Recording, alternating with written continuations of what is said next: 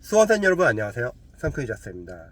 이번 영상은 대학 편입영어를 준비하는 수험생분들이 편입영어 독해를 좀 많이 어려워하는 학생들 많을 거예요. 편입영어 강사로서 제가 편입영어 독해 단계별 연습에 관련해서 좀 조언을 드릴게요. 보통 이제 독해를 못 하시는 분들은 크게 두 분류세요. 첫 번째는 문장 해석을 아예 못 하시는 분들. 이런 분들은 아무리 독해 수업을 듣는다 하더라도 문장 자체를 못 읽기 때문에 기반 연습이 중요합니다. 그래서 기반 연습이라는 것은 편입 영어 독해 문장 한 문장을 정확하게 읽는 연습이 필요합니다. 이게 어휘, 문법, 구문 독해에서 하는 연습입니다.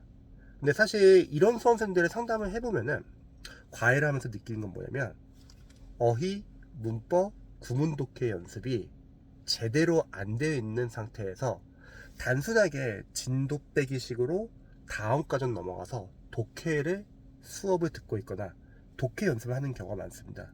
근데 이런 수험생들은 아무리 독해를 많이 해도 독해 실력이 안 느는 게 문장 자체를 못 읽기 때문에 어, 이런 수험생들은 좀 시간이 걸린다 하더라도 문법과 구문 독해를 철저하게 연습해 주시면 좋을 것 같아요. 그리고 두 번째 부류는 해석은 이제 어느 정도 되는데 이제 독해 어떠한 접근법 그리고 리딩 스킬, 독해 전략, 문제풀이 전략을 모르는 상태에서 단순하게 문장을 해석하고 이해해서 풀려고 하는 학생들입니다. 그러기에는 편입영어 독해가 지문이 상당히 어려워요. 그래서 그 단계에 해당하는 학생들은 이제 문제풀이 전략 그리고 어떤 독해 전략, 리딩 스킬 그리고 글의 전개에 대한 이해를 하시면서 분석이 상당히 중요합니다. 그런데 마찬가지로 이런 수험생들 특징이 보통 강의만 보통 많이 듣고 무조건 양치기로만 하는 경우가 많더라고요. 그러면 영어 강사로서 좀 단계별로 좀 제가 좀 설명을 드릴게요. 일단 첫 번째 1단계는 편입 독해 문장, 짧은 문장을 읽을 수 있는 기반 연습이 상당히 중요합니다. 그래서 중학교 영단어, 수능 영단어, 편입 영단어, 어휘를 계속 꾸준하게 암기 테스트를 해주는 거죠. 특히 편입 어휘를 여러분들이 암기를 할 때 꼭 어휘 문제를 맞추기 위해서 아니면 논리에 나오는 선제에 있는 단어를 알기 위해서 공부한다기보다는요, 결국은 독해가 어쨌든 시험에 꼬시거든요. 근데 독해의 마지막 싸움은 결국 어휘 싸움입니다. 그래서 여러분들이 독해 지문을 풀면서도 모르는 어휘들은 다 어휘 노트에 정리를 해주세요. 문법, 구문, 논리, 독해 싹 다 여러분들이 공부하면서 지문에서 모르는 단어가 나오면은 어휘 노트에 정리를 해주시고요. 그러면 그 정리를 하는 그 행위 자체가 일단 어휘 공부에 도움이 되고요. 근데 중요한 거는 잘 안 봐요. 영어를 잘하는 학생들은 자주 자투리 시간을 이용해서 보는데 어, 어휘 노트를 만들지도 않을 뿐더러 또 잘 안 봅니다. 그런데 자주 봐주시면 좋을 것 같아요. 그래서 쉬는 시간, 식사 시간, 버스 안 전철 안에 이동할 때, 잠자기 전, 특히 잠자기 전에 어휘 노트를 보면은 자는 동안에 내가 하기 위해서 단기 기억이 장기 기억으로 바뀐다고 하죠. 그리고 잘 안 외워지는 어휘들은 포스트지에다 크게 사인펜으로 영어 단어를 적으세요. 그리고 단어 뜻은 살짝 이제 작게 적어주시고요. 책상이나 아니면 벽에다 붙여주세요. 그러다가 공부하다가 고개 들면 보이게끔. 강사로서는 보통 같은 단어를 다양한 지문에서 한 3번에서 4번은 봐야지 좀 익숙해지는 것 같습니다. 그래서 어휘가 상당히 중요하고요. 그리고 어휘는 매일 어휘 테스트를 해가지고 여러분이 확실하게 어떤 단어를 알고 있고 어떤 단어를 모르고 있는지를 좀 구별을 해주세요. 그 다음에 문법. 문법을 학생들이 좀 오해하는 게 단순하게 편입영어에서 문법 문제를 맞추기 위해서 문법을 공부한다고 생각하면은 문법 양이 너무 많습니다. 그러지 마시고요. 독해를 잘 읽기 위해서 필요한 문법을 체크해 주세요. 편입영어 강사, 문법 강사님들이 약간 좀 취약한 부분이 너무 문법 시간에 문법 문제를 맞추기 위한 포인트 위주로만 설명을 합니다. 근데 문법이라는 거는 사실 문장 안에 어쨌든 어법과 문법이 있기 때문에 문법을 알아야지 또는 어법을 알아야지 독해 문장을 정확하게 읽을 수 있는 거거든요. 그래서 독해를 읽기 위한 문법도 중요합니다. 그래서 문법 어떤 이론서를 볼 때는 여러분들이 해석을 위해서라도 좀 해석을 위한 문법을 봐주시면 좋을 것 같아요. 너무 문법 문제를 맞추기 위한 포인트에만 맞춰서 공부를 하는 것 같아요. 우리가 문장을 잘 읽기 위해서는 문장 안에는 결국 어휘, 어법, 구문, 그리고 문장 구조가 있어요. 그래서 문법을 공부할 때도 독해 연습을 해주시고 독해를 읽기 위한 문법을 좀 자주 체크해 주시면 좋을 것 같아요. 실제 학생들에게 이 문장에서 이게 어떤 식으로 쓰였는지 어떤 용법을 쓰였는지 물어보면 모르는 경우가 너무 많습니다. 너무 문법 따로 독해 따로가 아니라 문법을 공부하면서 독해를 연계해서 공부할 수 있다는 거죠. 구문 독해. 편입 영어 교재 중에서 구문 독해 교재가 이렇게 잘 나온 교재는 없는 것 같아요. 보통 어려운 단계의 교재만 있고, 저는 천임은 기본편을 추천하는데, 구문 독해는 여러분들이 문장 안에서 직독직해, 끊어읽기, 문장 구조 분석, 구문 연습을 해주는 거예요. 그래서 그 구문 독해 연습을 해가지고 문장을 정확하게 읽는 연습을 해줍니다. 이렇게 해야지 이제 독해를 문장을 읽기 위한 기반 연습이 된 거예요. 그러니까 만약에 본인이 독해에서 문장을 잘 못 읽는다 그러면 이런 기반 연습을 시간이 걸리더라도 좀 우선 좀 해주세요. 이거를 하지 않고 다음까지 넘어가자 어차피 문장을 못 읽으면 독해 실력이 안 늡니다. 자, 이 다음 단계는 이제 유형별 독해를 연습을 하는 거죠. 일단 저는 수능 독해에서 자이스트 독해, 기본표 같은 교재도 괜찮습니다. 이 단계에서는 여러분들이 이제 문장을 읽을 수 있으니까 각 유형별로 여러분들이 어떤 식으로 접근해야 되는지 접근법을 한번 체크를 해주세요. 여러 가지 유형별 독해 교재에도 접근법이 나와 있지만 요즘에는 블로그나 유튜브를 검색해보면 각 유형별로 다양한 접근법이 나와 있습니다. 그거를 정리를 해주세요. 물론 그런 접근법 중에서 도움이 되는 부분도 있고 도움이 안 되는 부분도 있을 거예요. 그래서 수험생 본인에게 도움이 되는 부분 위주로만 정리를 해주시면 좋을 것 같습니다. 그 다음 독해를 하면서 여러분들이 글의 전개를 한번 좀 보는 연습을 해보시면 좋을 것 같아요. 독해라는 것은 결국 우리가 글쓰기잖아요. 글쓰기를 읽는 거니까 첫 번째 글쓰기 원리를 알아야 되고, 그리고 글의 전개를 알면 여러분들 나중에 독해를 할 때 어떤 부분은 좀 중요하고 어떤 부분은 중요하지 않고 어떤 부분은 자세하게 읽고 어떤 부분은 빠르게 읽고 이런 거를 약간 좀 판별할 수 있는 겁니다. 또 글을 읽으면서 예측도 할 수 있는 거죠. 연결어가 뭐에 따라서. 그 다음에 직역과 의역. 학생들이 많이 질문해요. 직역이 중요하냐 의역이 중요하냐. 일단 직역은 중요합니다. 왜냐면 빨리 읽어야 되니까 직독직해로 빠르게 앞에서부터 읽는 연습을 해야 합니다. 종종 편입영어 과외를 하면서 학생들에게 독해를 시켜보면은 해석을 할 때 독해를 왔다 갔다 해석하시는 분들이 계세요. 그런데 짧은 문장은 그게 가능하나 사실 긴 문장, 편입영어 독해는 한 문장이 길어지면 4주 이상이 되거든요. 긴 문장 그게 안 됩니다. 그래서 앞에서부터 해석하는 연습을 해주세요. 근데 이때 유의할 점은 의역이 중요할 때도 있어요. 뭐냐면 영어와 한국어는 서로 다른 언어입니다. 즉 단순하게 사전적인 뜻으로 어휘로만 1대1로 대응해서 해석을 하다 보면은 가끔씩 해석이 이상해지는 경우가 있을 겁니다. 그때는 여러분들이 문맥적으로 의역을 해야 합니다. 즉 여러분들이 계속 문맥을 파악해야 합니다. 또한 글을 읽으면서 중심 내용이나 키워드는 표시를 해주세요. 최소로. 이때 유의할 점은 수험생들의 주관적 생각으로 이렇게 표시를 하면 안 됩니다. 여러분의 생각은 전혀 중요하지가 않아요. 잊지 마세요. 출제자, 글쓴이 입장에서 중심 내용 키워드를 표시를 해주세요. 표시를 해줘야지 다음에 나올 내용도 예측 가능하고 앞에 있는 내용이 시간이 지나가지고 잊어버렸지만 그 표시한 부분을 통해서 여러분들이 앞에 중요한 내용이 이런 내용이었구나 이렇게 유추할 수 있다는 거죠. 그리고 독해에서는요 글 쓰이는 중요한 내용을 계속 반복해 줍니다. 하지만 똑같은 표현을 쓰지는 않고요 다양한 어휘와 다른 표현들을 사용합니다. 이걸 보통 재진술 패러프레이징이라고 하죠. 이 말은 결국은 우리가 독해 지문에는 쓸데없는 문장은 거의 없습니다. 다 통일성을 가져서 글을 쓰기 때문에 특정 문장이 해석이 안 되거나 특정 문장의 특정 단어를 모른다고 해서 여러분들이 뜻을 모르지는 않아요. 유추할 수 있거든요.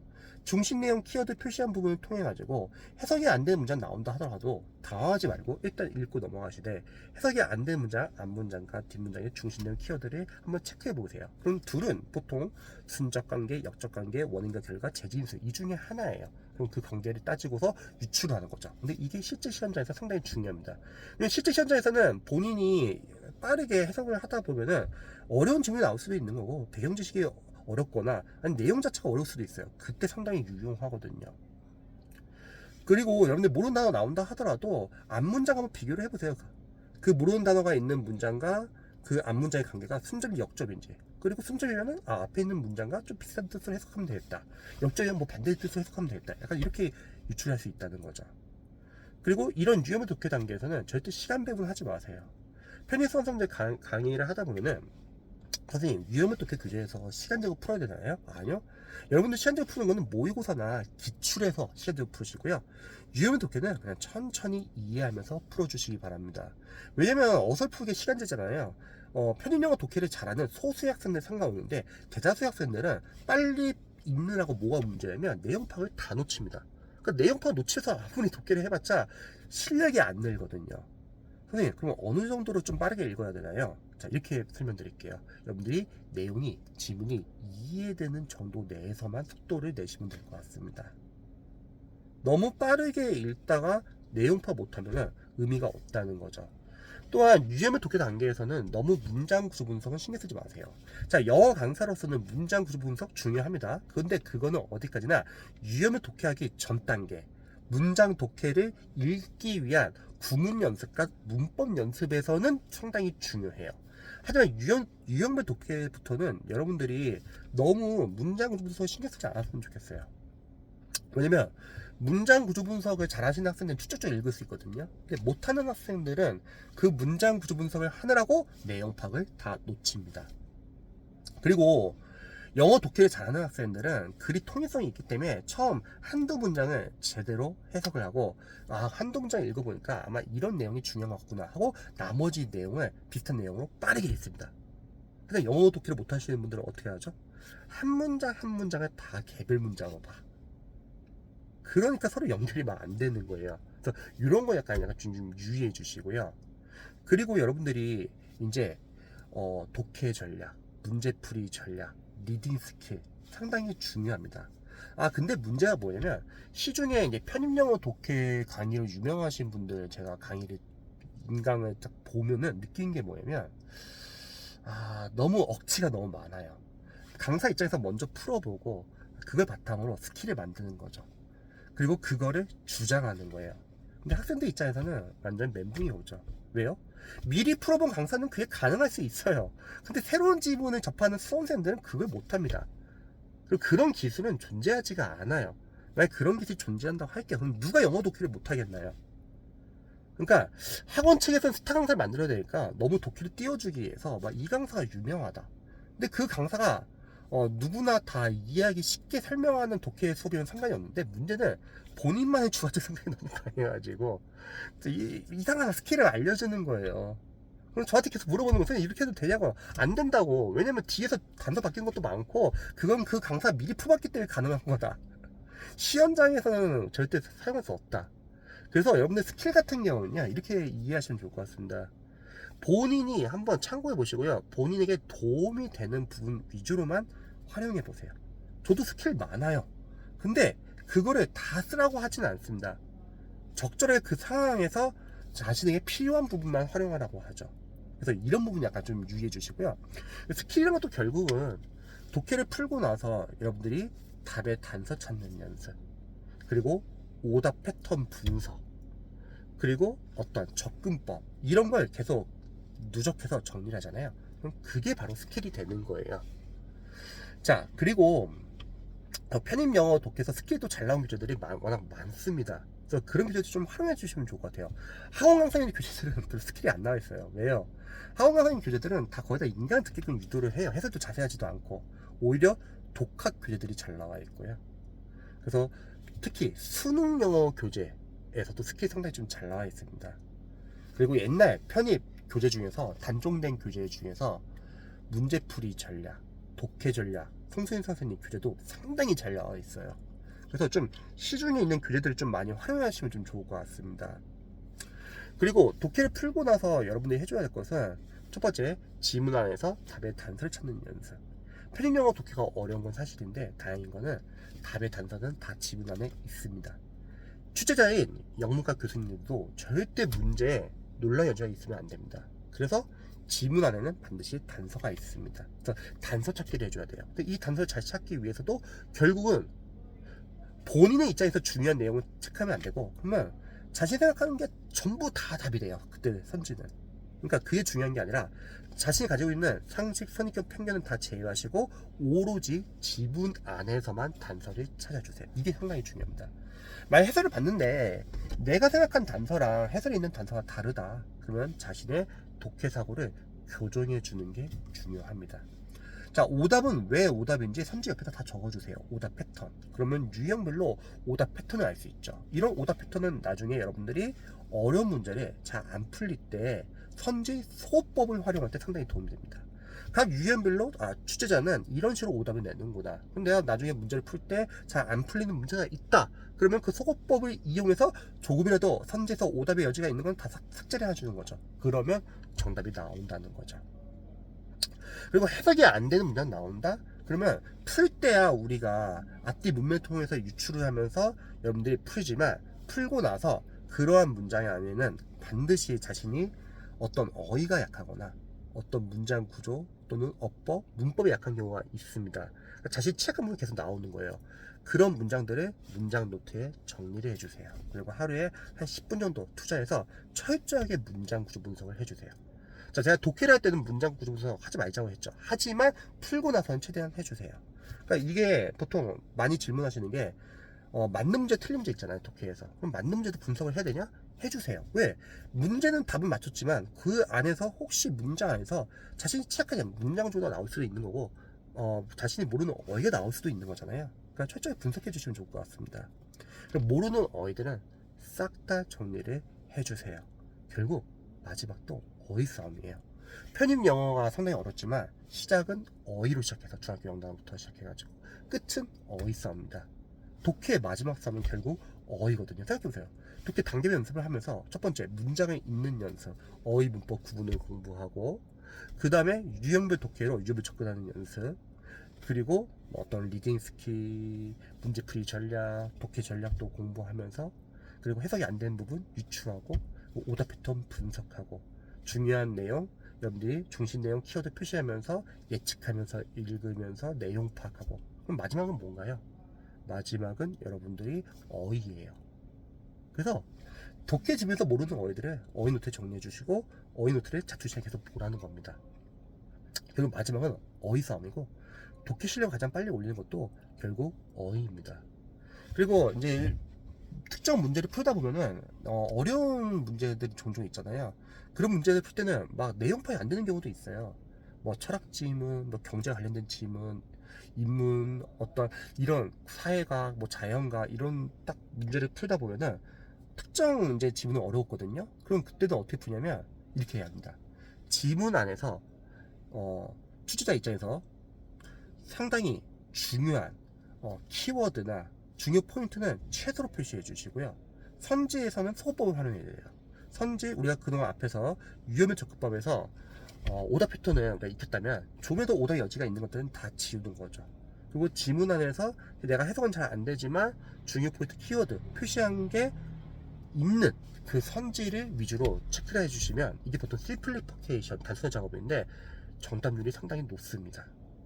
그래서 편입 영어는 이런 식으로 단계별로 연습을 한 다음에 마지막에 거로 리딩 같이 좀 어려운 배경 지식의 교재를 좀 활용해가지고 배경 지식 좀 쌓으면 좋을 것 같아요. 평상시에도 여러분들이 편입 영어 독해하면서 여러 가지 배경 지식 필요한 질문들 있잖아요. 인터넷 다 검색을 해보세요. 다 정리를 해주세요. 그래서 배경 지식을 쌓고 이렇게 하고 나서 마지막에 기출을 풀면 돼요. 근데 수험생들은 이렇게 단계별로 연습 안 하고 바로 기출 들어간다는 게 문제인 거죠. 독해 실력이 늘지 않습니다. 그래서 혹시 편입 영어 독해가 잘 실력이 안 나오신 분들이나 재수생인데 내가 편입 영어 독해가 잘 안 는다, 이런 분들은 한번 체크를 해보시면 좋을 것 같습니다. 영상 봐주셔서 감사합니다.